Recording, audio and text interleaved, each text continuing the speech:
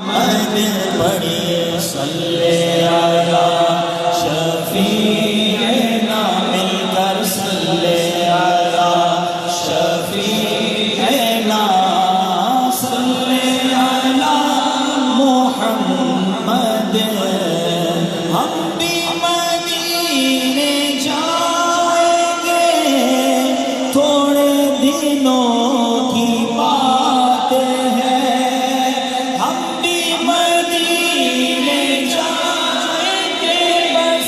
تھوڑے دنوں کی بات ہے آقا ہمیں بلائیں گے پیارے آقا ہمیں بلائیں گے بس تھوڑے دنوں کی بات ہے پڑھیے صلی علی نبینا مل کر صلی علی شفیعنا صلی علی محمد مدینے جائیں گے پھر کیا کریں گے گلیوں میں گھوم گھوم کر خاک مدینہ چوم کر گلیوں میں گھوم گھوم کر وہاں خاک مدینہ چوم کر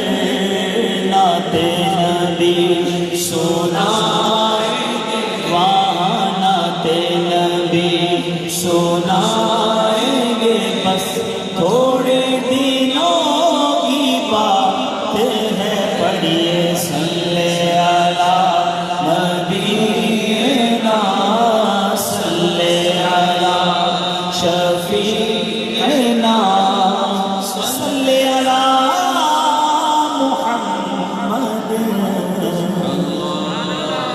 ماشاءاللہ بڑی تعداد میں عاشقان رسول جمع ہیں اور اس پہ بڑی تعداد میں ہمارے پاکستان کے صوبہ پنجاب کے اسلامی بھائی ہیں آپ کی دلجوئی کی نیت بھی کرتے ہیں اور انشاءاللہ پنجابی نعت کے چند اشعار انشاءاللہ پیش کرتے ہیں سچی بات یہ ہے دنیا میں لوگوں کو بہت سارے شوق ہوتے ہیں کسی کو پیسے کمانے کا شوق ہوتا ہے کسی کو گھر بنانے کا شوق ہوتا ہے کسی کو مہنگی گاڑی لینے کا شوق ہوتا ہے کسی کو دنیا کا کوئی ملک دیکھنے کا شوق ہوتا ہے مگر ایک پنجابی شاعر لکھتے ہیں نا لوکاں دیاں لکھ ٹھاراں لوکاں دیاں لکھ ٹھاراں ساڈی ٹھار مدینہ خدا کی قسم اگر زندگی کا سب سے بڑا شوق زندگی کی سب سے بڑی آرزو آقا کی بارگاہ کی حاضری بن جائے نبی پاک کے در کی حاضری ہی زندگی کا سب سے بڑا مقصد بن جائے پھر زندگی کا لطف بھی دوبالا ہو جاتا ہے اور بار بار حاضری کا شرف بھی ملتا ہے بہت خوبصورت کلام ہے توجہ کے ساتھ ہو سکے تو مدینے کی یادوں میں گم ہو کر شاعر لکھتے ہیں مینوں شوق مدینے جاون دا میرے دل وچ حسرت ہوئے مینوں شوق مدینے جاون دا میرے دل وچ حسرت اور نہیں آقا تیری مرضی ہے کوئی زور نہیں آقا تیری مرضی ہے سادہ کوئی زور نہیں میری عقل بھی نہیں میری شکل بھی نہیں مینوں یار مناوے دا ڈھنگ بھی نہیں میری عقل بھی نہیں میری شکل بھی نہیں مینوں یار مناوے دا ڈھنگ بھی نہیں میرا عشق بھی رومی ورگا نہیں، میری جان ورگی ٹور نہیں، پر مینوں شوق مدینے جاون دا، میرے دل وچ حسرت ہور نہیں، تیرے ذکر دے چرچے عرشاں تے، تیرے عشق دے چرچے فرشاں تے، کوئی ایسی جان نہیں جس جان تے، کوئی ایسی جان نہیں جس جان تے، میرے آقا تیرا شور نہیں، مینوں شوق مدینے جان دا، میرے دل وچ حسرت ہور نہیں، آقا تیری مرضی ہے، ساڈا تے کوئی زور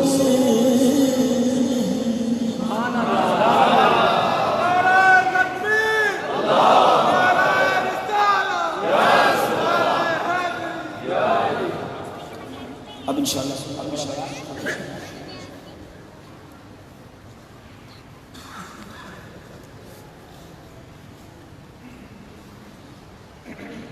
الحمدللہ رب العالمین والصلاة والسلام على سید المرسلین، اما بعد فاعوذ باللہ من الشیطان الرجیم، بسم اللہ الرحمن الرحیم۔ پڑھیے الصلاة والسلام علیک یا رسول اللہ وعلی آلک واصحابک یا حبیب اللہ، الصلاة والسلام علیک یا نبی اللہ وعلی آلک واصحابک یا نور اللہ۔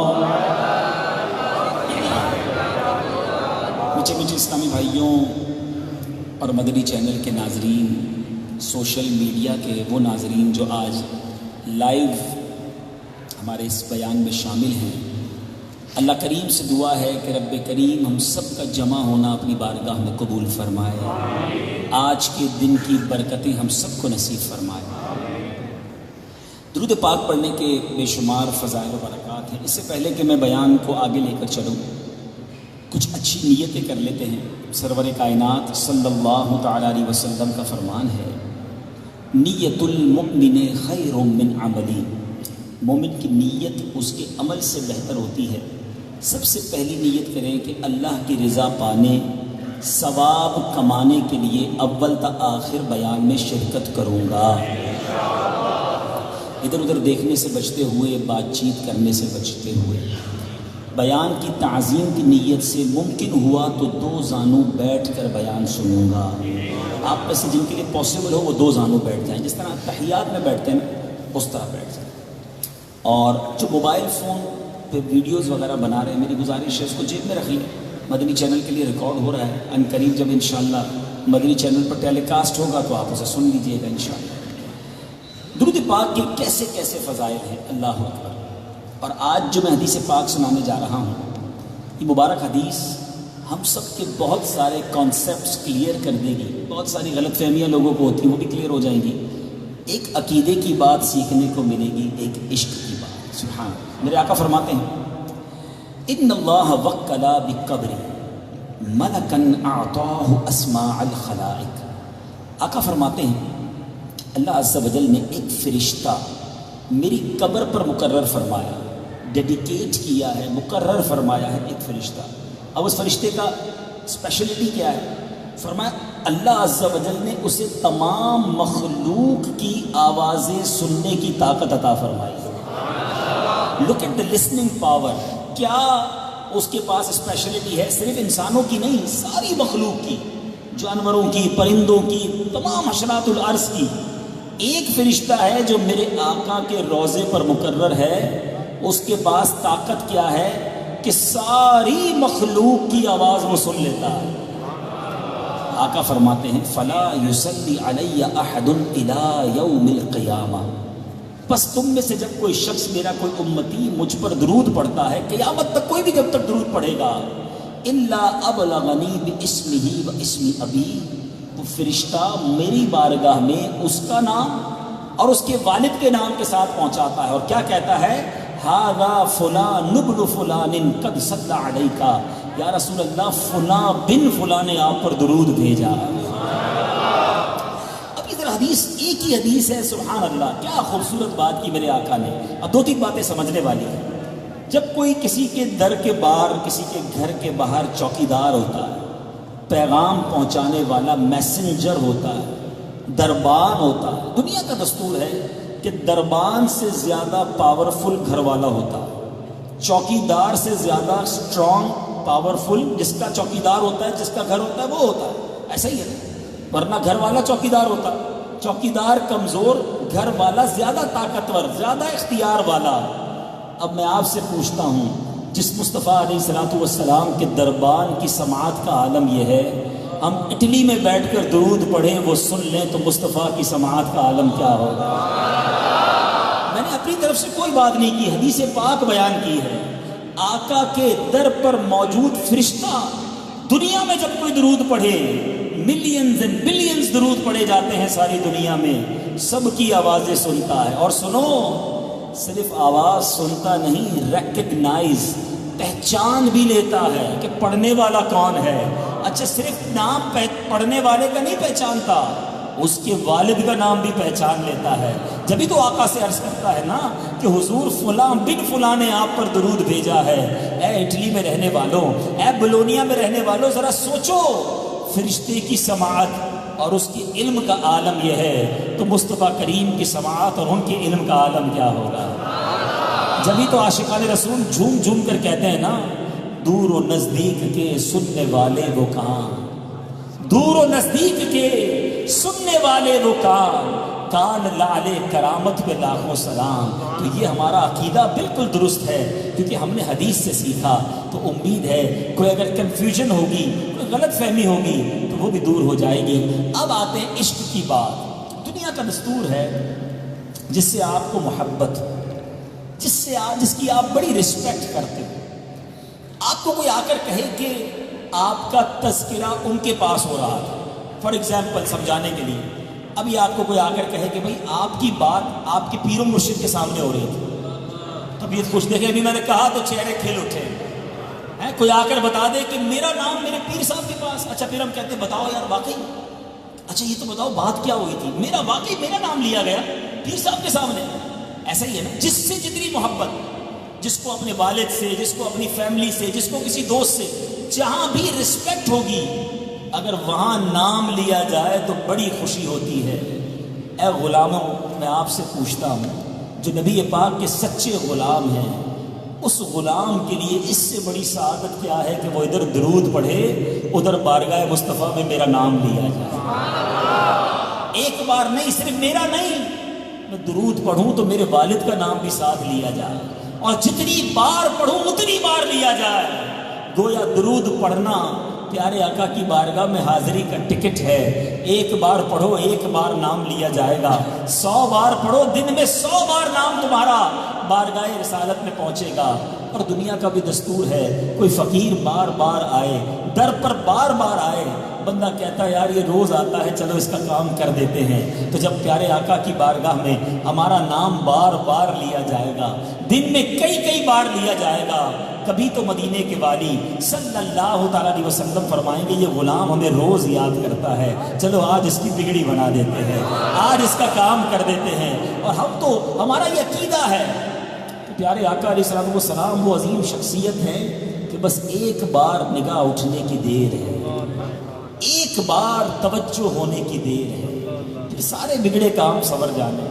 شاعر لکھتے ہیں نا، یاد رکھو اگر اٹھ گئی ایک نظر، بس یاد رکھو اگر اٹھ گئی ایک نظر، جتنے خالی ہیں سب جام بھر جائیں. بریلی کے تاجدار لکھتے ہیں نا، بہت سارے اسلام میں ملتے ہیں، کوئی بیمار ہوتا ہے، کسی کی جاب نہیں لگ رہی، کسی کے کاغذات نہیں بن رہے، کوئی کس پرابلم میں، کوئی کس پرابلم میں. سبحان اللہ. اعلیٰ حضرت کہتے ہیں بڑی مشکل ہے، بڑی قسمت میں پیچ ہے، سولیوشن نہیں مل رہا. تو اعلیٰ حضرت لکھتے ہیں قسمت میں لاکھ پیچ ہوں 100 بل 1000 کچ. قسمت میں لاکھ پیچ ہوں 100 بل 1000 کچ. آقا یہ ساری گتھی ایک تیری سیدھی نظر کی ہے، ایک نظر پڑنی ہے، ساری گتھیاں سلجھ جانی ہیں. تو اگر چاہتے ہو کہ مدینے والے صلی اللہ تعالیٰ علیہ وسلم کی نگاہ رحمت ہو جائے، درود پڑھیے.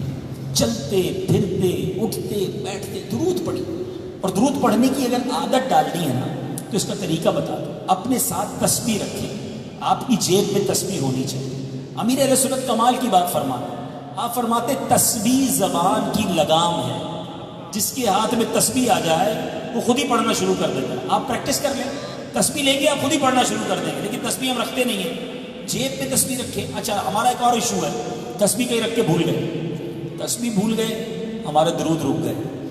اگر یہی میں کہوں کہ جو جتنی بار درود پڑھے گا اتنے یورو ملیں گے، آپ بتائیں کتنی بار درود پڑھیں گے؟ اور آپ کہیں نہیں جناب ایسا کرو 12 تسبیح لے لیتے ہیں، ایک گاڑی میں بھی رکھتے ہیں، ایک جیب میں بھی رکھتے ہیں، ایک آفس میں بھی رکھتے ہیں، ایک گھر پہ بھی رکھتے ہیں، کہیں بھی بھولوں دوسری اٹھا لوں گا.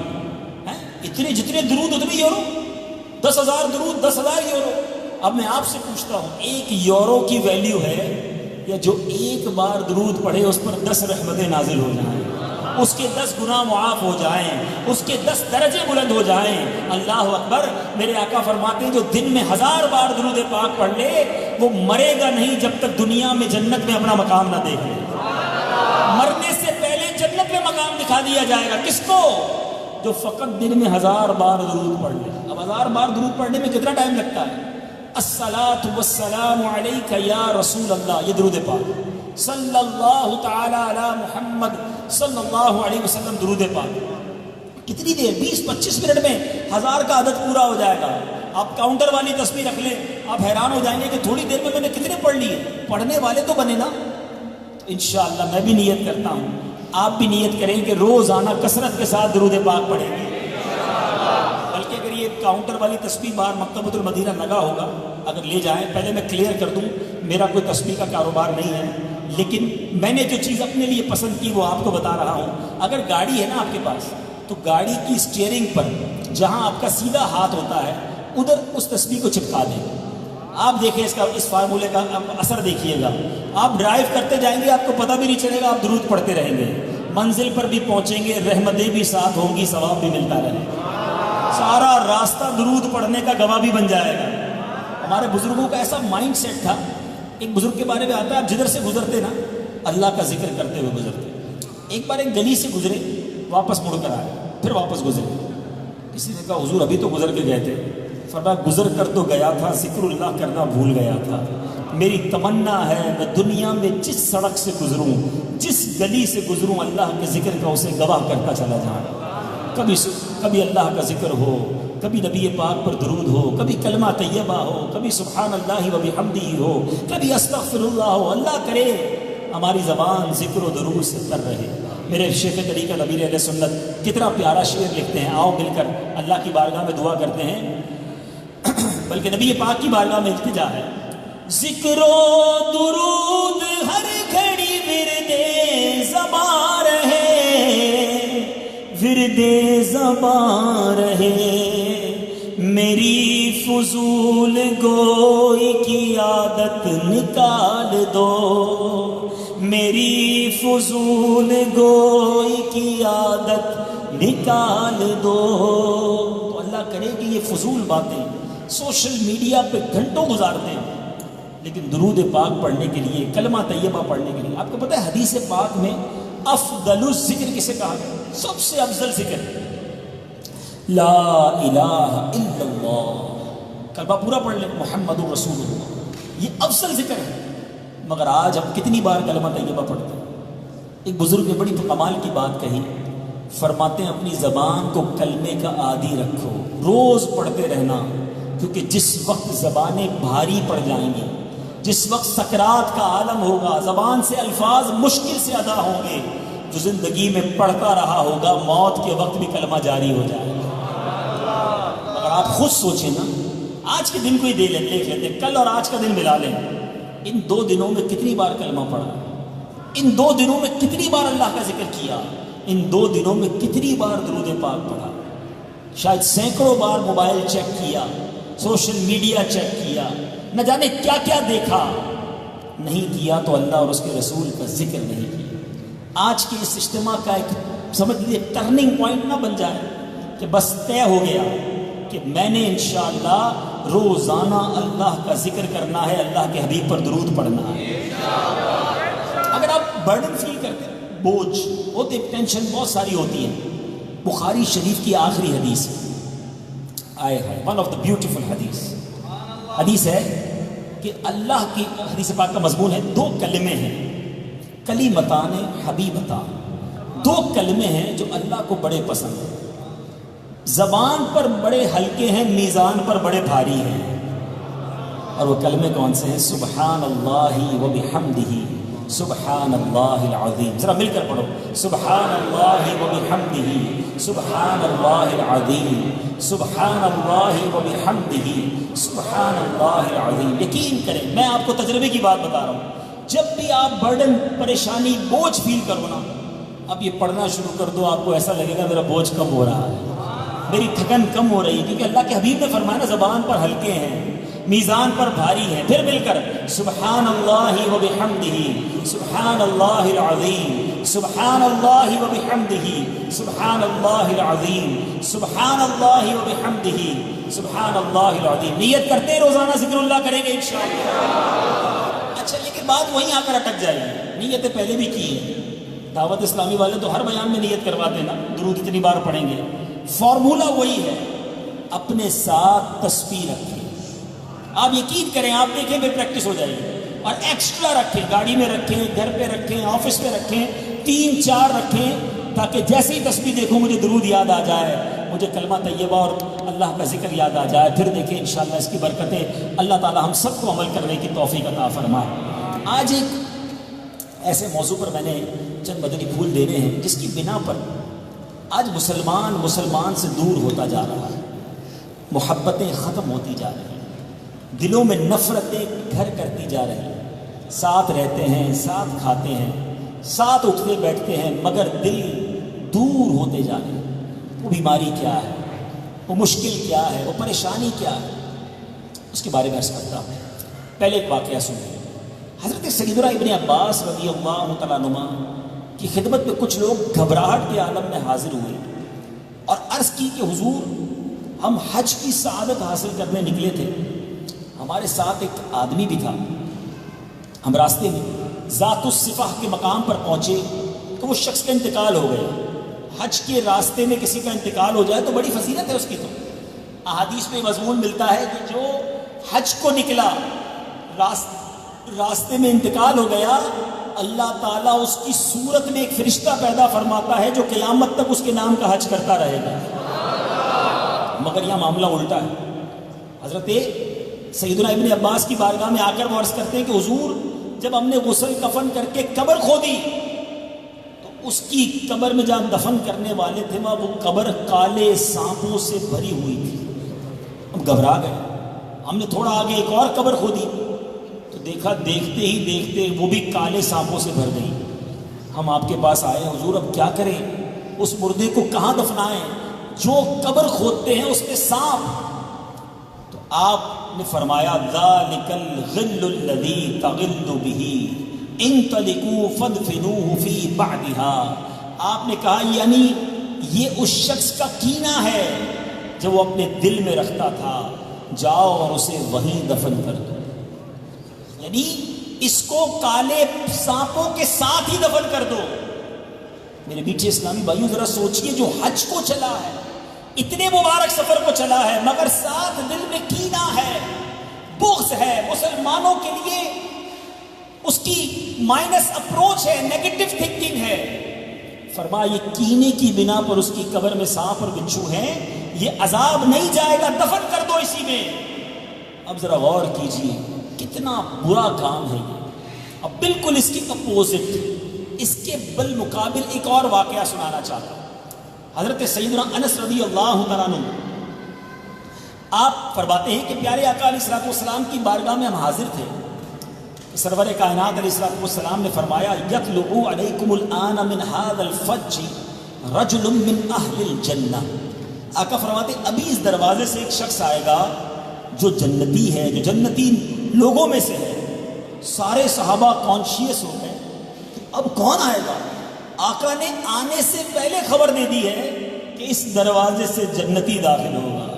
تھوڑی دیر کے لیے واقعہ روک کے عشق والی بات کر لوں.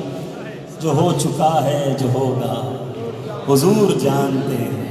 آقا نے پہلے بتا دیا ہے کہ اس دروازے سے جو آنا ہے وہ جنتی ہے. صحابہ سارے اب کانشیس، سارے چوکنا، دروازے کی طرف نظر ہے. حضرت انس کہتے ہیں میں نے دیکھا ایک انصاری شخص آیا، بڑا سیدھا سادہ سا، کوئی بہت زیادہ اس کی شہرت بھی نہیں تھی. بائیں ہاتھ میں اس نے جوتیاں اٹھائی ہوئی تھی. وضو کر کے آئے تھے تو داڑھی سے پانی بھی ٹپک رہا تھا. وہ شخص آیا، جوتیاں رکھی. اب وہ دن گزر گیا. دوسرا دن آیا، میرے آقا علیہ الصلوۃ والسلام نے فرمایا کہ ابھی اس دروازے سے ایک جنتی شخص داخل ہوگا. کہتے ہیں ہم سب دروازے کی طرف توجہ کر کے بیٹھ گئے. پھر وہی انصاری صحابی ہاتھ میں جوتیاں اٹھائے، بالکل سادی سی شخصیت، دروازے سے داخل ہو گئے. تیسرے دن آقا نے فرمایا ابھی اس دروازے سے جنتی داخل ہوگا. صحابہ بیٹھے بڑے بڑے، کہتے ہم نے دیکھا وہی شخص تیسرے دن بھی داخل. اللہ اکبر. اب حضرت سیدنا عبداللہ ابن عمر، کتنا بڑا نام ہے، وہ شخص کے پاس گئے، کہا حضور میں آپ کا مہمان بننا چاہتا ہوں، کیا مجھے اپنا مہمان بنائیں گے؟ اب اتنے بڑے صحابی کہہ رہے کہ ٹھیک ہے آ جائیے میرے گھر میں. لک ایٹ مائنڈ سیٹ کیا تھا، پتہ ہے وہ کیوں بنے تھے مہمان؟ وہ چاہتے تھے کہ مجھے پتا چلے یہ بندہ کام کون سا کرتا ہے، نیکی کون سی کرتا ہے کہ پیارے آقا 3 دن سے فرما رہے اس دروازے سے جنتی داخل ہوگا، تینوں دن یہی بندہ داخل ہو رہا ہے. دیر از سم تھنگ اسپیشل. اب ذرا غور کیجئے، صحابی رسول مہمان بن رہے ہیں تاکہ نیکی پتا چلے.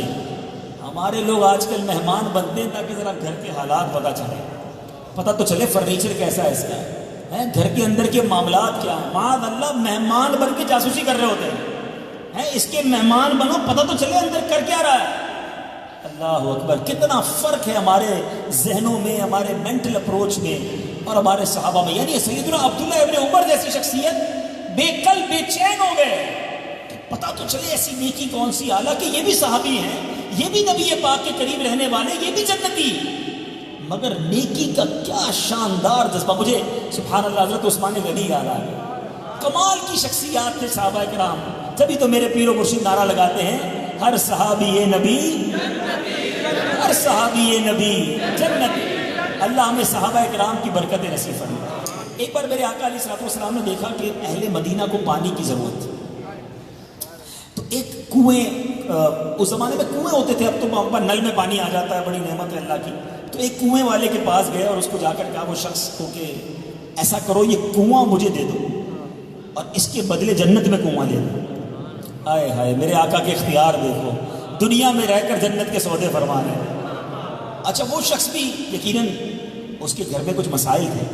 وہ کہتا حضور معذرت خواہ ہوں، اسی سے میرے بچوں کی روزی روٹی چلتی ہے، میں یہ ڈیل نہیں کر سکتا. انہوں نے منع کر دی. اچھا پیارے آقا بھی ناراض نہیں ہوئے کیونکہ آفر دی تھی اسے. یہ بات گھومتے گھومتے پہنچ گئی سیدنا عثمان غنی رضی اللہ عنہ کے پاس. پتہ چل گیا نا کہ آقا نے آفر دی تھی کہ کنویں کے بدلے جنت کا کنواں ہے. پیارے آقا کے پاس جا کر عرض کرتے حضور جو آفر آپ نے اس کنویں والے کو دی تھی، اگر میں بھی وہ کنواں خرید کر مسلمانوں کے لیے وقف کر دوں مجھے بھی جنت میں کنواں ملے گا. کیا بات ہے، کیا بات ہے. کاش ہمیں پتہ چلے نا کہ وہ کام نیکی کا ہے، یہ کام جنت میں جانے والا ہے، یہ کام اللہ کی رضا والا ہے. ہم دوڑ کے جائیں، ہم بھی کر ڈالیں. نہ کر سکے تو اللہ سے دعا کریں کہ یا اللہ مجھے ایسی ہمت دے، مجھے ایسی طاقت دے، مجھے ایسا جذبہ دے، مجھے ایسا شوق دے کہ میں بھی تجھے راضی کرنے والا کام کروں. مگر آج ایسا نہیں ہے. آج گناہ ڈھونڈ ڈھونڈ کے کیے جاتے ہیں. آج بے حیائی کے اڈوں پر ڈھونڈ ڈھونڈ کے لوگ جاتے ہیں. بتاؤ کدھر عیاشی ملے گی، کدھر بدنگاہی ملے گی، کدھر بدکاری ملے گی، کدھر کلب میں جوا کھیلوں. سوچو صحابہ کرام کیسے تھے، اتنی نیکیاں تھیں کا پتہ ملتا تو دوڑ کے جاتے کہ ہم یہ بھی لے لیں۔ اللہ کے حبیب نے فرمایا صلی اللہ علیہ وسلم، اے عثمان، حدیث پاک کا مضمون ہے، اگر تم یہ کنواں خرید کر مسلمانوں کے لیے وقف کر دو تمہیں بھی جنت میں کنواں دیا جائے۔ آپ جاتے ہیں، آپ نے جو قیمت اس نے مانگی وہ قیمت دی، کنواں خریدا، مسلمانوں کے لیے وقف کر دیا اور جنت کا کنواں حاصل کیا۔ یہ تھے ہمارے صحابہ کرام۔ اب یہاں حضرت عبداللہ ابن عمر آقا کے قریب رہنے والے، مگر 3 دن سے سن رہے تھے کہ اس دروازے سے آنے والا جنتی ہے۔ انہوں نے کہا میں معلوم تو کروں یہ کرتا کیا ہے، ایسی کون سی نیکی ہے۔ اس کے گھر چلے گئے، 3 دن ان کے گھر میں رہے۔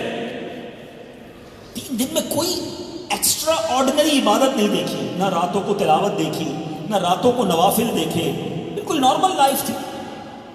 3 دن بعد کہا اچھا میں جاتا ہوں۔ وہ انصاری کہتے ہیں کیوں جا رہے ہیں؟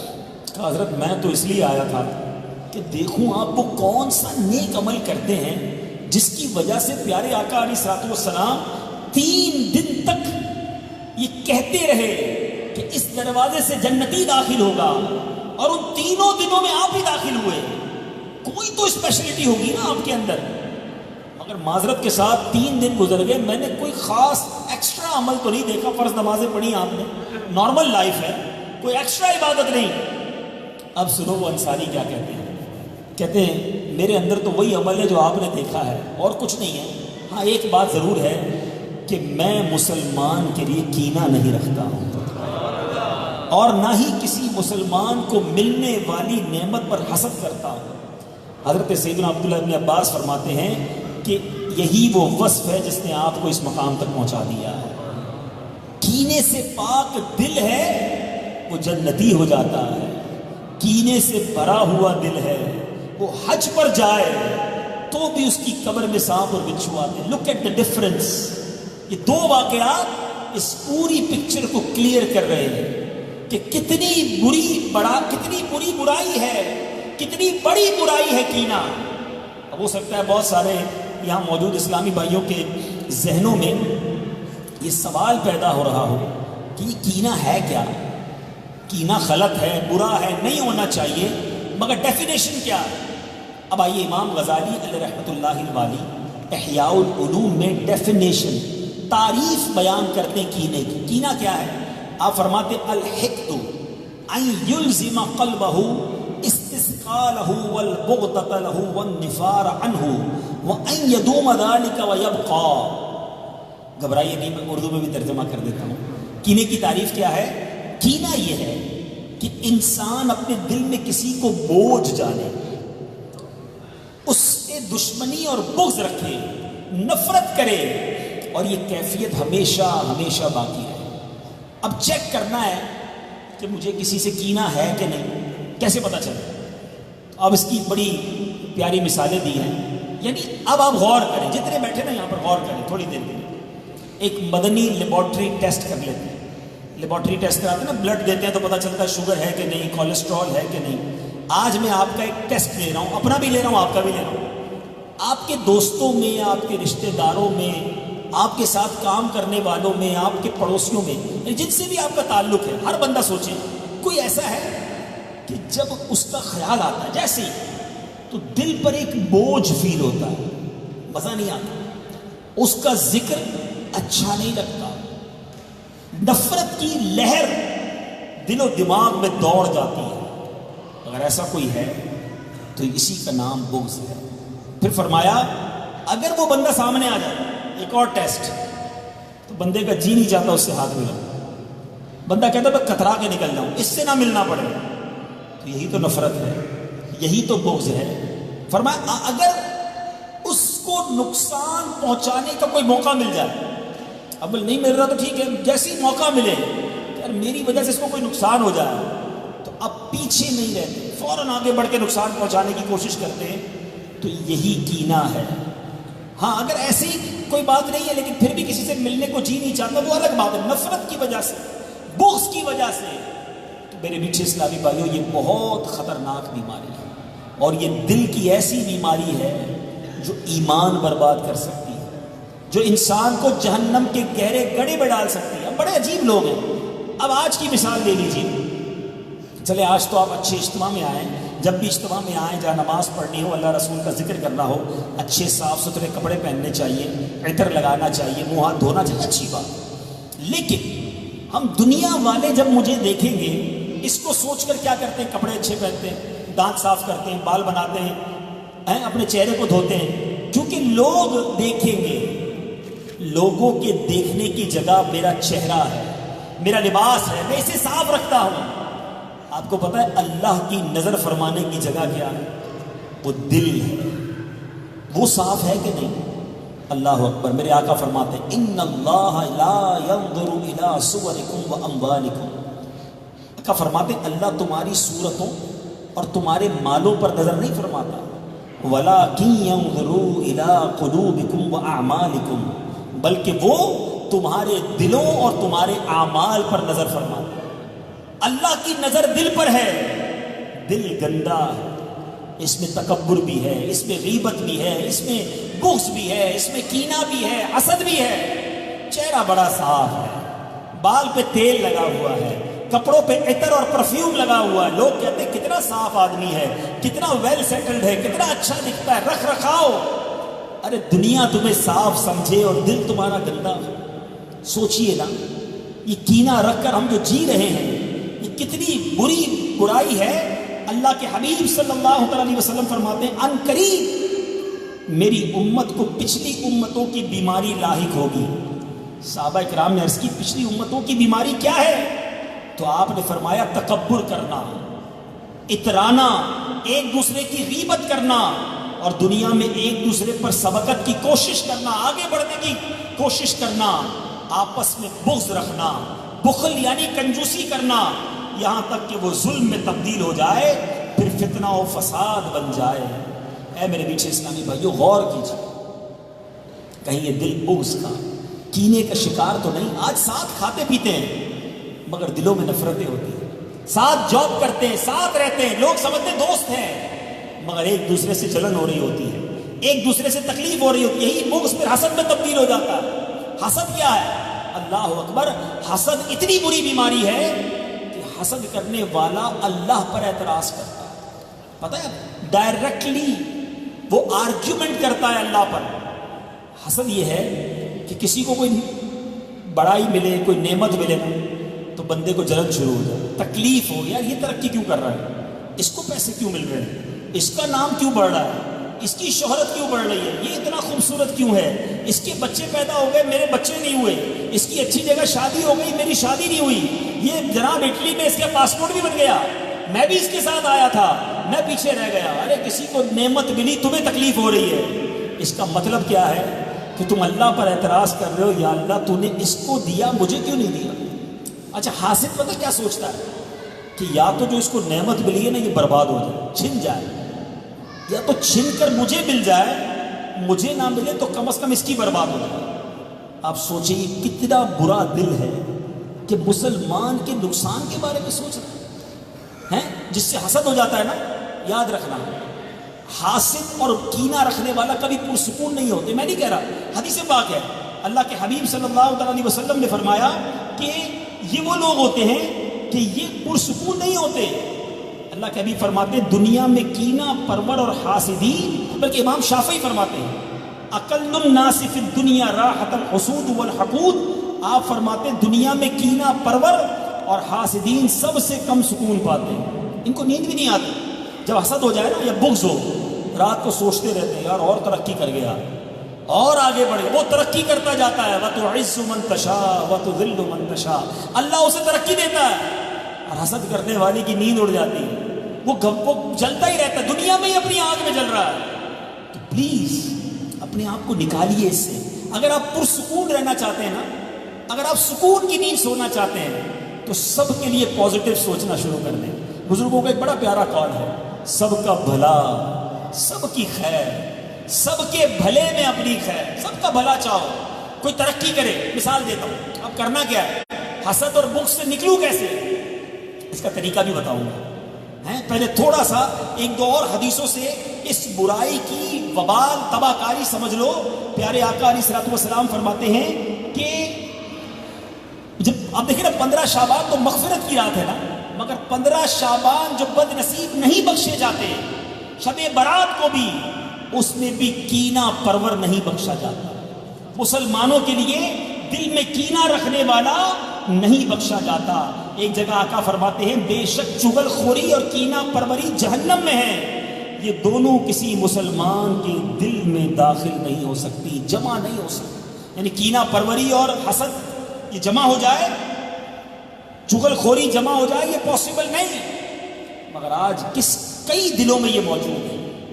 بیچے اسلامی بھائیوں، اب اگر ایسا ہے کہ کسی کی ترقی اچھی نہیں لگتی، یعنی ہوتا کیا ہے، کوئی بندہ ہمیں کہے یار ذرا میرے گھر پہ آئیے گا، نیا گھر لیا ہے، اس کے گھر جاتے ہیں، بریانی بھی کھاتے ہیں، کھانا وغیرہ کھا کر جیسے ہی باہر نکلے، یار یہ 2 نمبر کے پیسوں سے گھر لیا ہوگا، اندر جا کر تعریف کر کے آئے کہ بڑا اچھا شاندار گھر بنا ہے. اچھا پھر کسی نے گاڑی لی، بیچارے دوست نے کہا یار میری گاڑی لی ہے، ذرا دیکھو، او ہو بڑی اچھی گاڑی ہے. جیسی گاڑی گئی سود کے پیسوں سے لی ہوگی. یعنی ترقی اس کو ہو رہی ہے، تکلیف تمہیں ہو رہی ہے. کوئی آ کر کہتا ہے یار میرا کاروبار بڑا اچھا چل رہا ہے، آج کل بڑی ترقی ہو رہی ہے، ادھر جلن شروع ہو گئی. نہیں بھائی، یہ 2 نمبر کا کام کرتا ہے جب ہی ترقی کر رہا ہے، صاف حلال کے پیسوں سے کوئی ترقی نہیں کرتا. اتنے حسد کرنے والے برے دل والے ہوتے ہیں. کوئی حج پر جائے نا، اس کو مکے مدینے اللہ بلا رہا ہے، اس کو حج پر جانے والے سے بھی حسد ہو جاتا ہے کہ دیکھو دنیا کے پیسے کھائے میں حج کرنے جا رہا ہے. اس کا اور رب کا معاملہ، تم ہوتے کون ہو اعتراض کرنے والے؟ اللہ شہرت دینے والا، اللہ عزت دینے والا، اللہ پیسے دینے والا، ہم کون ہوتے ہیں اعتراض کرنے والے؟ مگر وہ ترقی پا ہی رہا ہوتا ہے، یہ حسد میں جل ہی رہا ہوتا ہے.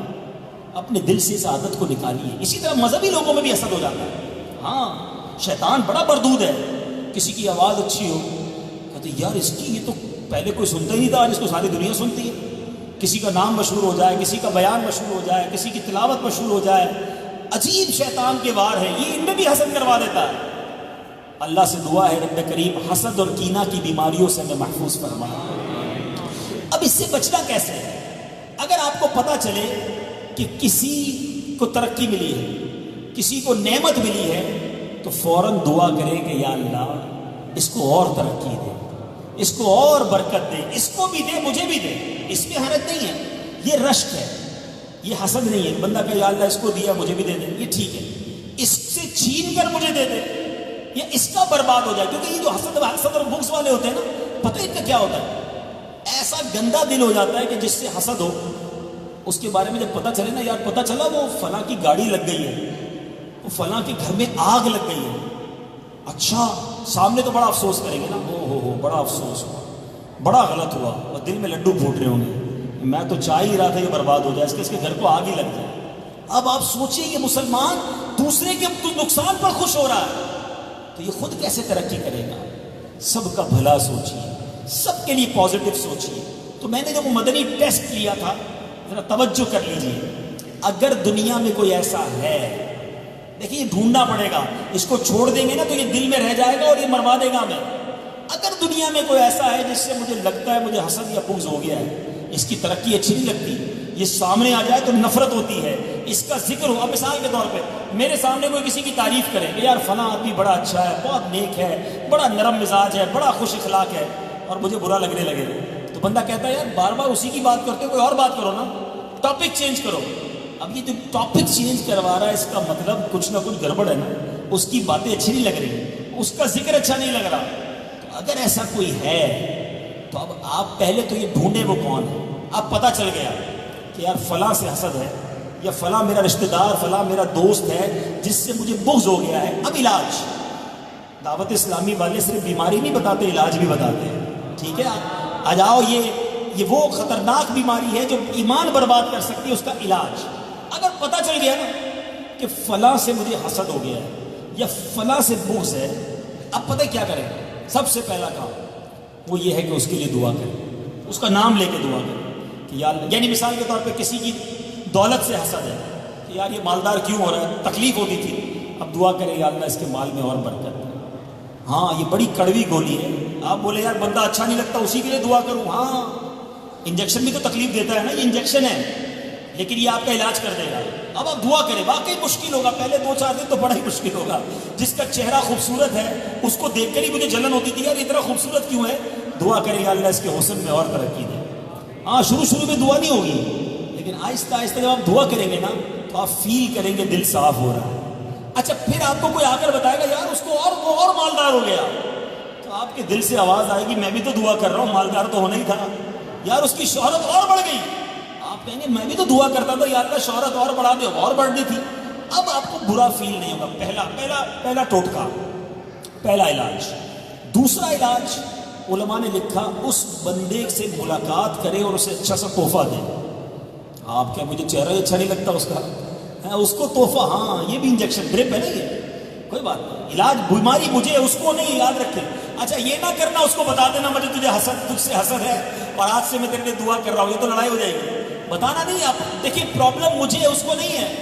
اگر مجھے کسی سے حسد ہے علاج مجھے کرنا ہوگا. یہ دل میں رہ گیا تو کہیں قبر میں بچھو نہ آ جائے، ٹھیک ہے نا. تو اب علماء لکھتے ہیں اس بندے سے ملے، اچھا سا تحفہ لے کر جائے اور اس سے ملاقات کر کے اس کو تحفہ دے. کیوں؟ حدیث پاک میں آقا نے فرمایا تحفہ دو محبت بڑھے گی. تحادو تحابو، تحفہ دو گے محبت بڑھے گی. اب وہاں جا کے تحفہ دے. مشکل ہوگا کہ یار پتھر مارنے کو جس کو جی چاہتا ہے آپ کہہ رہے ہیں اسے عطر کا تحفہ دو. ہاں یہی علاج ہے، جا کے اسے تحفہ دیں، انشاءاللہ دل سے کینہ دور ہوگا، مسلمانوں میں محبت بڑھے گی. اور کیا بریلینٹ، کیا خوبصورت مذہب ہے ہمارا. اسلام چاہتا ہے سب محبت سے رہیں، پیار سے رہیں، نفرتیں نہ بکھیرو، محبتوں کے ساتھ جیو، پیار کرتے ہوئے لوگوں سے مسکرا کر ملے. تو اب یہ دو علاج ہو گئے اور سب سے اہم علاج، اور وہ ہے دعا.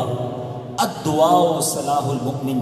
اللہ سے دعا کریں کہ یا اللہ میرے دل کو کینے سے پاک کر، میرے دل کو حسد سے پاک کر دے، میرے دل کو اے اللہ بری عادتوں سے پاک کر دے. بہت خوبصورت قرآن پاک کی آیت ہے، ہو سکے تو یاد کر لیجئے گا. یہ سورہ حشر 28واں پارہ ہے اور آیت نمبر 10. سبحان اللہ.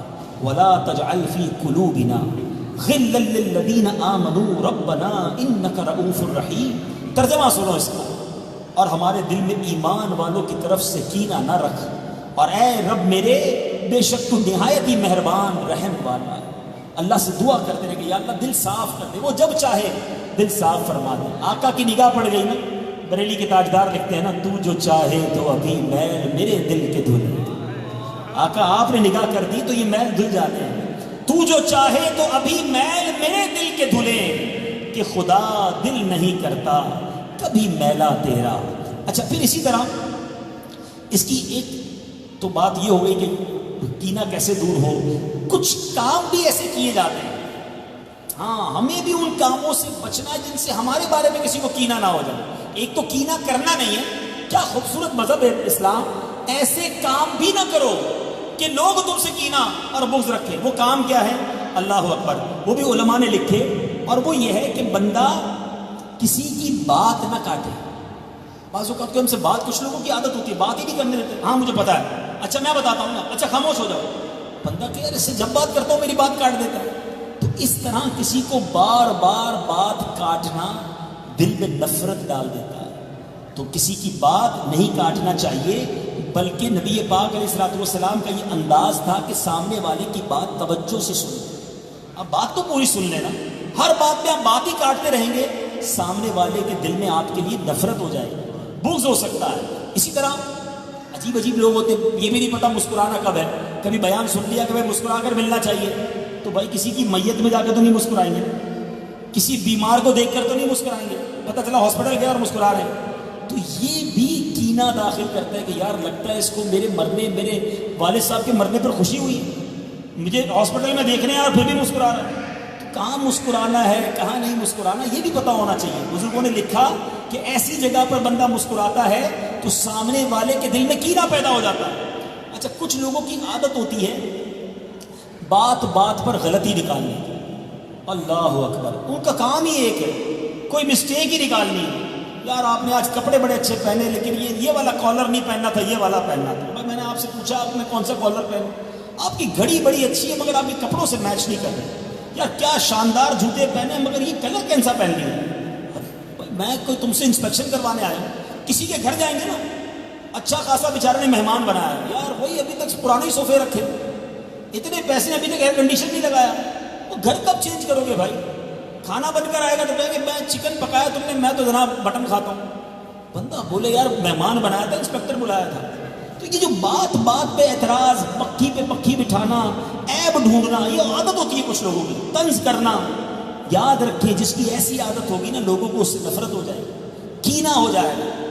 بیان کرو، نعت پڑھو، کچھ بھی کرو، تھوڑی دیر بعد انہوں نے مل کر کوئی نہ کوئی عیب ہی نکال کے دے دینا، حضرت یہ آپ سے غلطی ہوئی تھی. بھائی کوئی شرعی غلطی تھی؟ نہیں، وہ شرعی نہیں تھی، بس وہ آپ کا انداز یوں نہیں یوں ہونا چاہیے تھا. اللہ کے بندو، مسلمانوں کی خوبیاں تلاش کریں. ہزار خوبیاں ہوتی ہیں لوگوں میں. دیکھیں نگرانی شورا ہمارے بڑی پیاری بات فرماتے ہیں. میں اپنے بیان کو ختم کرنے لگا ہوں، اللہ کرے یہ بات آپ کو سمجھ آ جائے. دنیا میں دو قسم کی عموماً بہت ساری مکھیاں ہوتی ہیں، مگر نارملی ہم دو مکھیوں کو بہت دیکھتے ہیں. ایک ہوتی ہے ہنی بی، ایک ہوتی ہے ہاؤس فلائی، گھریلو مکھی، اور شہد کی مکھی. گھر میں جو مکھی ہوتی ہے وہ کہاں بیٹھتی ہے؟ گھر میں جدھر جا کر کچرا ہوتا ہے ادھر جا کے گندگی پر جا کر بیٹھتی ہے. آپ کا جسم بالکل صاف ستھرا ہو، کہیں زخم ہو جائے، پورے جسم میں کہیں ایک جگہ زخم ہو جائے، اس مکھی نے جا کر اسی زخم پر بیٹھ جائے. صاف ستھرے جسم پر نہیں، گندگی پر، عیب پر. کچھ لوگوں کا یہی کام ہوتا ہے، سارا جسم چھوڑ کر، ساری خوبیاں چھوڑ کر عیب ڈھونڈنا ہے. ایسا ہی شہد کی مکھی کدھر بیٹھتی ہے؟ پھولوں پر جا کر. آپ شہد کی مکھی بنیے، لوگوں کی خوبیاں ڈھونڈیے. آپ مسکراتے بہت اچھا ہے، کیا پیارا امامہ لگ رہا ہے. آپ کسی کو بول کر تو دیکھیں، وہ اتنا خوش ہوگا. جو سچ ہو، جھوٹی تعریف نہ کریں. یار ماشاءاللہ کیا بیان کیا، ماشاءاللہ کیا تلاوت کیا آپ نے، آپ کا ملاقات کا انداز بہت اچھا. ہم تو ایسے برے لوگ ہیں، اپنے بچوں سے بھی نہیں کہتے کہ میرے بچے میں تم سے پیار کرتا ہوں. ساری زندگی گزر گئی، باپ اپنے بیٹے کو یہ نہیں کہہ سکا کہ بیٹے تم مجھے بڑے اچھے لگتے ہو. بیٹا کہتا ہے ساری دنیا کہتی ہے میں اچھا ہوں، ابا نے کبھی نہیں کہا. حالانکہ دل میں کہہ رہا ہوتا ہے، زبان سے کہنے میں نہیں. تو ہم ایکسپریسو نہیں ہیں. آپ تعریف کرنے والے بنے، حوصلہ افزائی کرنے والے بنے. آپ دیکھیں لوگ آپ کے کام کیسے آئیں گے. اگر آپ کے نوکر ہیں، آپ کے لوگ امپلائیز ہیں نا، مشورہ دیتا ہوں کبھی اپنے امپلائیز کی تعریف بھی کر دیا. یار بیٹا آج آپ نے کام بڑا اچھا تھا، آپ یار بڑے اچھے آدمی ہو، ٹائم پہ آتے ہو، آپ کبھی دیر سے نہیں آئے گا. آپ کو کام لینا نا، حوصلہ افزائی کرنا شروع کر دیں. امیر علیہ سنت فرماتے ہیں یہ ساری دعوت اسلامی جو آج دنیا کے کونے کونے میں ہے، میں دونوں ہاتھوں سے پیٹ ہی دھپکتا رہا ہوں، حوصلہ افزائی کرتا رہا ہوں. دنیا کے 200 ملکوں میں دعوت اسلامی کا کام پھیل گیا. اتنے سارے بیٹھے، کوئی ایک ہے مجھے بتا دیں جن کو باپا نے ڈانٹا ہو، جن کو امیر علیہ سنت نے ذلیل کیا ہو، ایک بتا دو. سب کی حوصلہ افزائی کی دعوت اسلامی ساری دنیا میں پہنچا دی. ہمارا کام روز ہی دل توڑنا ہے، روز ہی حوصلہ شکنی کرنا ہے، روز ہی ڈانٹنا ہے. تو بغض ہوگا، کینہ ہوگا، نفرت ہوگی آپ سے. اگر آپ چاہتے ہیں کہ لوگ آپ سے نفرت نہ کریں تو ایسے کام نہ کریں. اور اسلام کتنا کمپلیٹ ریلیجن ہے، سبحان اللہ. ذرا غور کیجئے کس کس معاملے میں ہماری رہنمائی کی جاتی ہے.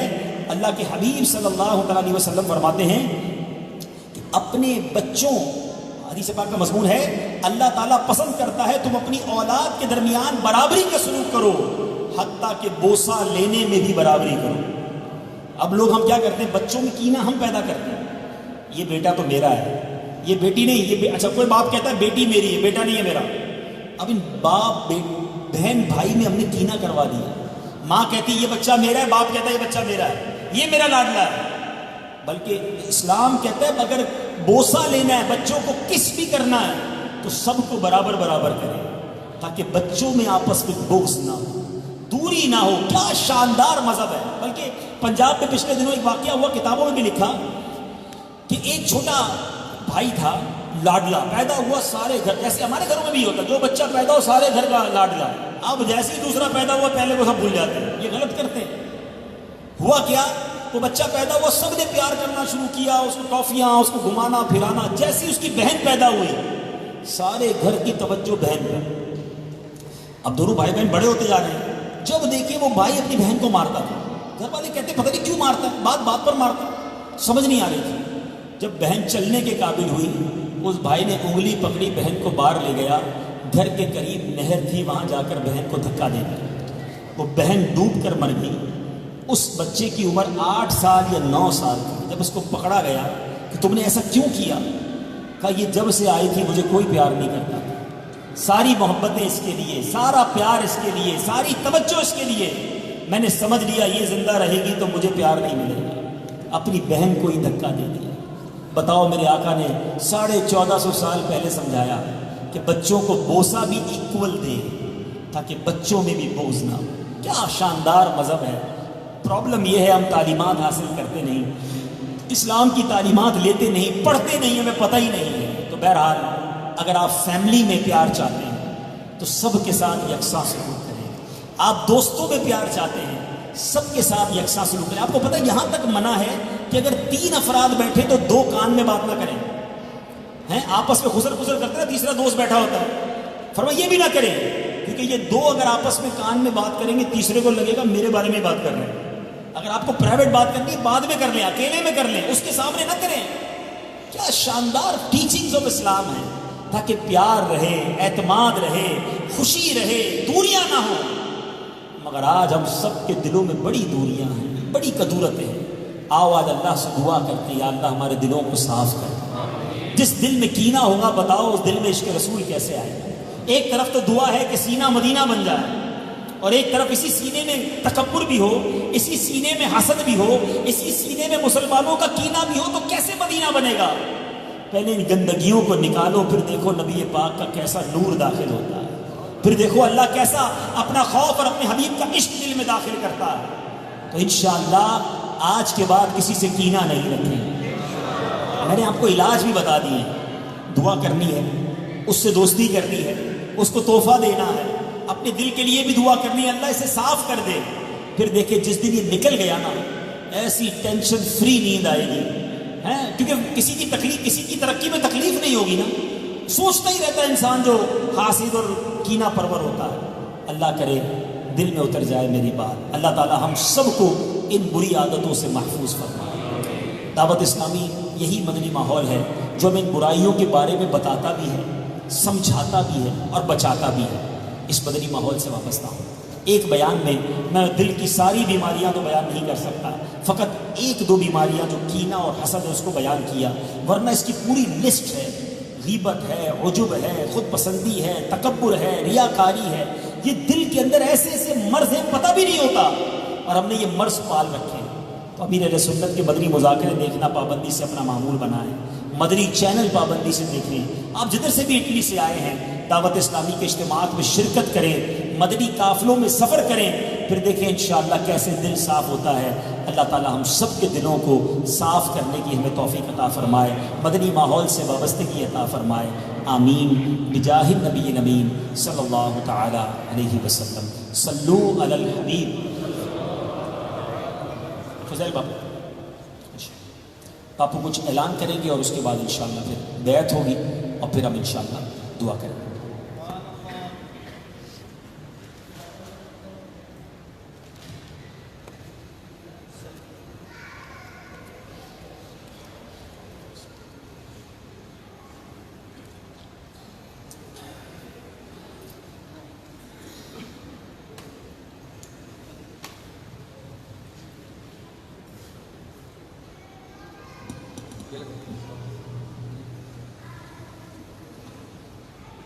صلو علی الحبیب صلی اللہ علیہ وسلم. الحمدللہ عز و جل، ہماری خوش قسمتی کہ ہمارے درمیان رکن شورا حاجی عبدالحبیب اتاری موجود ہیں. اور یاد رکھیں مسلمان کا سب سے قیمتی سرمایہ اس کا ایمان ہے، اور علماء نے ایمان کی حفاظت کے لیے ایک بہترین طریقہ بتایا ہے کہ وہ کسی پیر کامل، ولی کامل کے ہاتھ میں ہاتھ دینا، یعنی کہ بیعت کر لینا ہے. اور غوث اعظم رضی اللہ تعالیٰ عنہ فرماتے ہیں کہ میرا کوئی بھی مرید بغیر توبہ کے نہیں مرے گا. الحمدللہ آج کے دور میں شیخ طریقت امیر اہل سنت دامت برکاتہم العالیہ ہمیں غوث اعظم رضی اللہ تعالیٰ عنہ کا مرید بناتے ہیں. اور غوث اعظم رضی اللہ تعالیٰ عنہ فرماتے ہیں کہ میں اس وقت تک جنت میں نہیں جاؤں گا جب تک تمام مریدوں کو جنت میں داخل نہ کروں.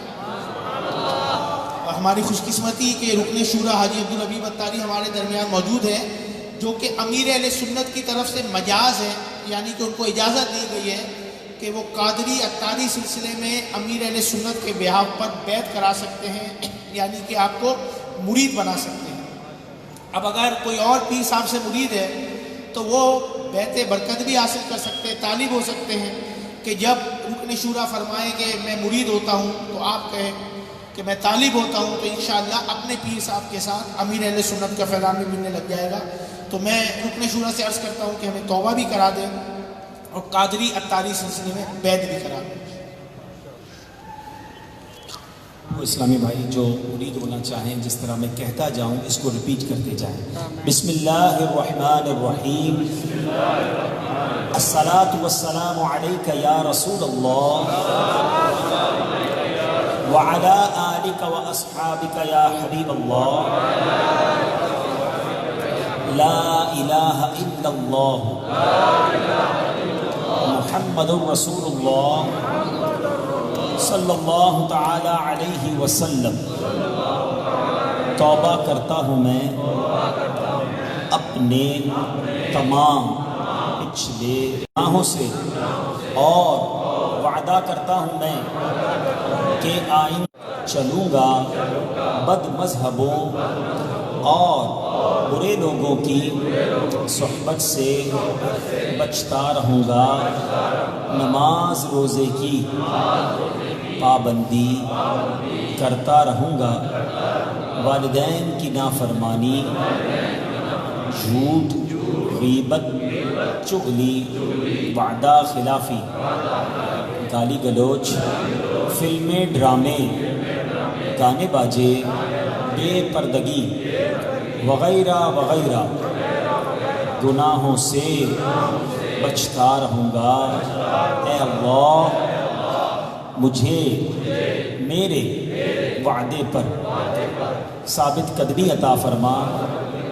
مرید ہوتا ہوں میں خاندان عالی شان قادریہ رضویہ. میں نے اپنا ہاتھ آپ کے ذریعے سے شیخ طریقہ دیا اور ان کے ذریعے سرکار بغداد حضور غوث پاک رضی اللہ تعالی عنہ کے دیا. اے اللہ غوث پاک کے غلاموں میں اٹھا. صلاۃ والسلام علیک یا نبی اللہ. الحمدللہ رب العالمین والصلاة والسلام علی سید الانبیاء والمرسلین یا ارحم الراحمین یا ارحم الراحمین یا ارحم الراحمین. اللہم ربنا آتنا فی الدنیا حسنة وفی الآخرة حسنة وقنا من الشیطان. اللہم انا نسألک العفو والعافیہ والمعافات. اللہم ارزقنا حجا مبرورا وسعیا مشکورا وذنبا مغفورا وتجارة لن تبور یا عالم ما فی الصدور. اخرجنا یا اللہ من الظلمات کی دستگیری کرنے والے، اے گناہگاروں کی مغفرت فرمانے والے مولا، تیرے گناہگار سیاہ کار بندے زندہ ہیں. اے اللہ پتہ نہیں کون کون سی بیماریاں دل میں پال رکھی ہیں کہ سیاہ ہو گیا ہے مولا. غیبت سے، بدگمانی سے، کینے سے پاک فرما دے. کوئی تو تیرا نیک بندہ ہوگا، تجھے اسی کے اٹھے ہوئے ہاتھوں کا واسطہ ہمیں دلوں کی صفائی عطا کر دے. ہمارے کا مدینہ بنا دے. ہمیں غیبتوں سے بچا لے، بہتان سے بچا لے، تکبر سے بچا لے. اے اللہ ریاکاری سے بچا لے. اے کریم کینے سے بچا لے، بغض سے بچا لے، عجب سے بچا دیے. اے کریم تیرے سوا کون ہے جو گناہ معاف کرے گا؟ لا یغفر الذنوب الا بندے تیرے، نافرمان مگر بندے تیرے. تو ہی معاف کرنے والا ہے. اے اللہ آج ہم سب پر ایسی نگاہ رحمت فرما کہ ہمارے سارے گناہ معاف فرما. اللہم ان اپنے کرم سے ہمارے گناہ معاف کر دے. اے اللہ اگر تو نے معاف نہ کیا، تو نے بخشش نہ کی، اے کریم تو نے دنیا بہت اچھی کر دی ہے، بڑی عزت دے دی ہے، آسانیاں دے دی. آخرت میں پکڑنا ہو مولا، ادھر پھنس نہ جائے. دنیا میں بھی خیر اور آخرت میں بھی خیر ہمارے صدا کے لیے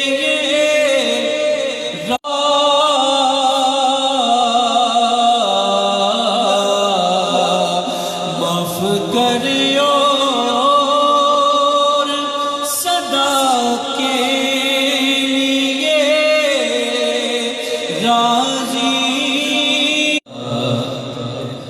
کرم کر دے تو یا رب اور امتحان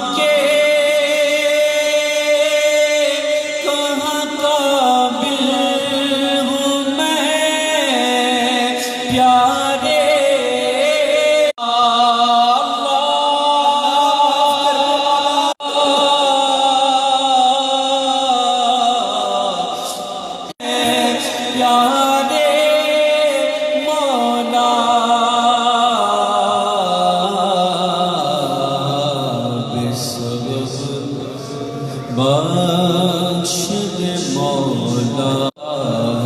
اپنے بندوں پر 70 ماہوں سے زیادہ کیا.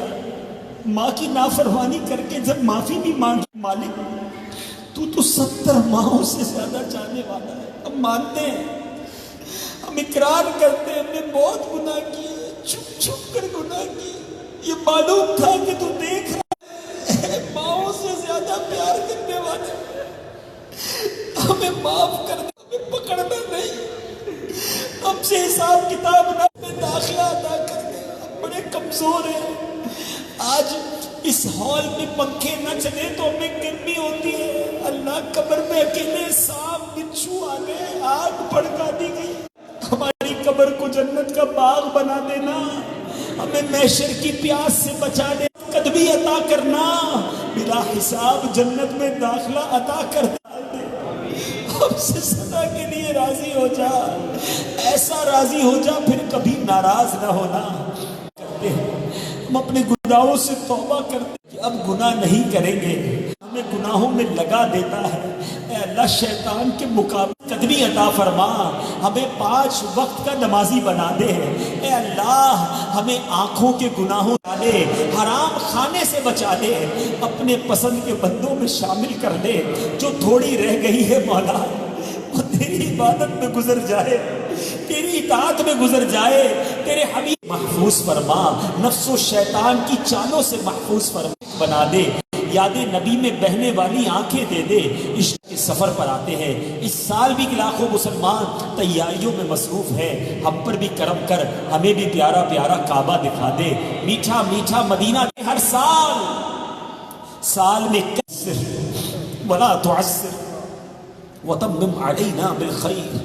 یا کوئی بیمار آیا ہے، کوئی بیمار کو گھر چھوڑ آیا ہے، شان آیا ہے، کسی کے کاغذات کے مسائل ہیں، کسی کے ویزوں کے مسائل ہیں. اے اللہ، تجھ سے نہ کہیں تو کس سے کہیں تیرے بندے؟ تیرے سوا کون ہے جو مشکلیں آسان کرے گا؟ اے کریم، داروں کے قرضے اتر جائیں، بے روزگاروں کو رزق حلال عطا کر دے. اے اللہ کی اولادوں کو والدین کی آنکھوں کا نور بنا دے، بے اولادوں کو نیک اور سلیم. اے کریم، جتنے ہاتھ اٹھے ہیں آج سب کی جھولیاں بھر دے.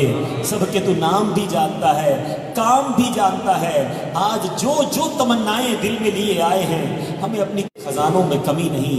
اے کریم، ہماری دعوت اسلامی کو ترقیاں عطا فرما.